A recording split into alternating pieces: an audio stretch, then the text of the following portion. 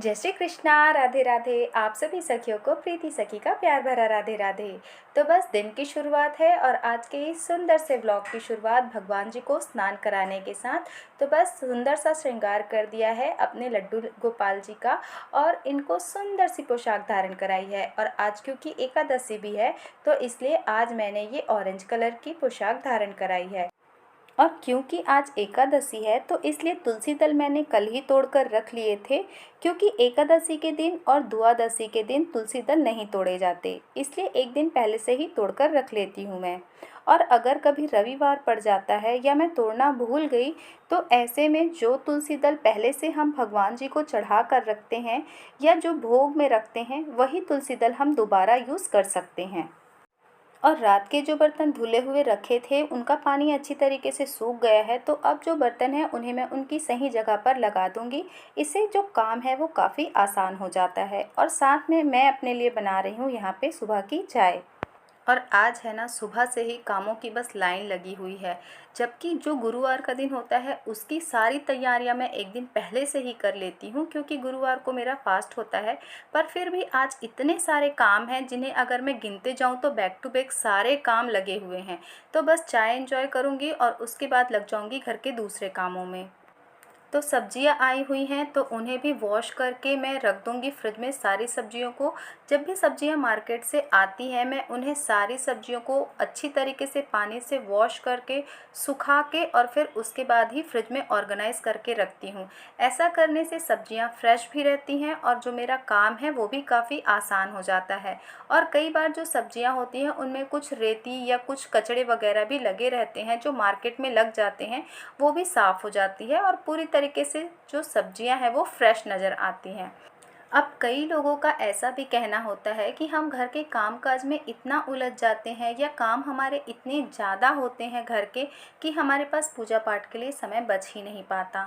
तो देखिए, ज़रूरी नहीं है कि आप एक एक घंटे बैठकर पूजा करिए। भगवान तो सिर्फ हमारे भाव देखते हैं। भगवान तो हो सकता है कि आप अगर सच्चे मन से सिर्फ उन्हें धूप बत्ती दिखा दें उतने में ही खुश हो जाते हैं। तो ज़्यादा बड़े नियम बनाने की ज़रूरत नहीं है, सिर्फ सच्चे मन से बस आप वो करिए जितना आप कर सकते हैं। हो सकता है धीरे धीरे जब आपके भाव बढ़ने लगे, आपके अंदर जब भक्ति बढ़ने लगे, तो आप खुद अपने समय को इस तरीके से ऑर्गेनाइज करने लगेंगी, अपना रूटीन इस तरीके से बनाने लगेंगी कि आपके ऊपर इतनी प्रभु की कृपा हो जाएगी कि आप ज़्यादा समय भी भक्ति भाव के लिए निकाल पाएंगी और पूजा पाठ को ज़्यादा से ज़्यादा समय दे पाएंगी। क्योंकि भाव जो है वो धीरे धीरे करके आते हैं। जैसे जब हमारे पास हमारे घर में कोई छोटा बच्चा होता है तो उसके लिए हम कितना सोचते हैं, हम हर चीज़ उसके लिए सोच समझ कर करते हैं। उसी तरीके से जब प्रभु हमारे घर आ जाते हैं ना तो हमारे मन में यही आता है कि वो भी हमारे घर के सबसे छोटे सदस्य हैं। तब घर में जब कोई भी सामान आता है, कोई भी फल मिठाई आती है, तो यही आता है कि सबसे पहले हमारे घर का जो सबसे छोटा सदस्य है उसके लिए कुछ करते हैं। तो ये भाव तभी आता है जब हमारे अंदर भक्ति आ जाती है। तो जैसे कि कोई भी फल आपके घर आया है तो आप यही सोचेंगे ना कि चलिए सबसे पहले इसका भोग अपने प्रभु को लगा देते हैं। जैसे एक छोटा बच्चा होता है घर में, जब छोटा बच्चा कोई भी सामान देखता है तो मम्मी क्या करती है, सबसे पहले उसे ही देती है खाने के लिए, बाकी घर के सदस्य बाद में खाते हैं।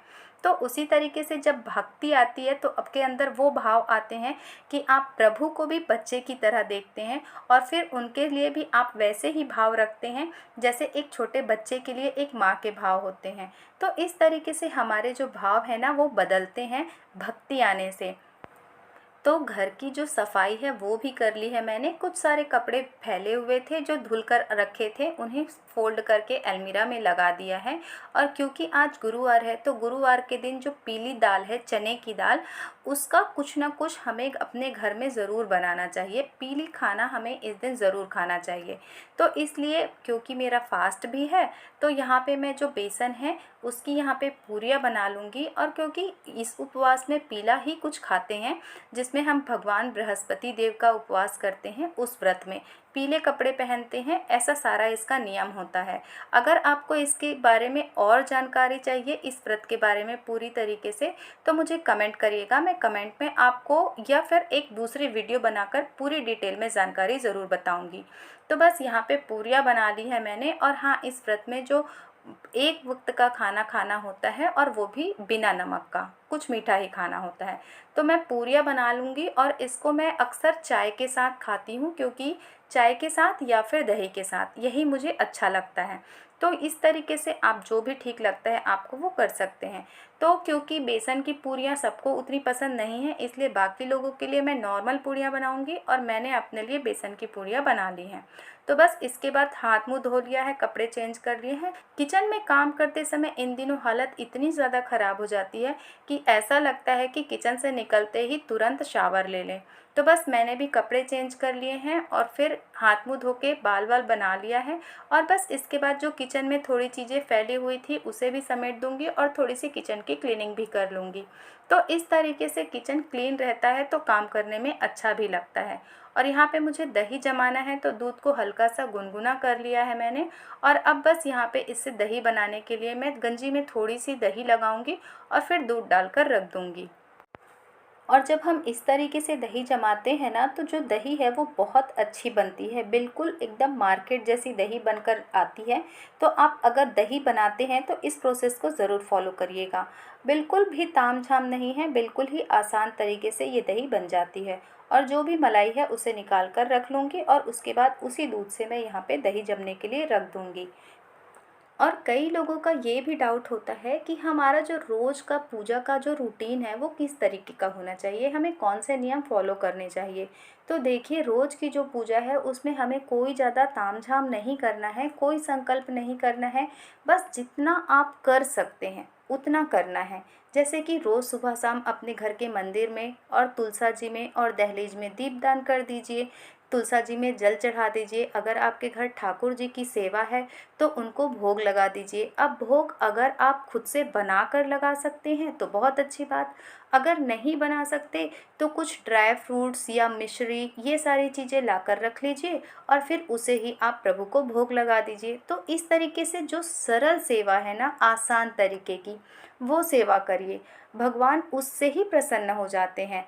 तो इस तरीके से आप सरल विधि फॉलो करेंगे तो आप हमेशा इस नियम को मान पाएंगे।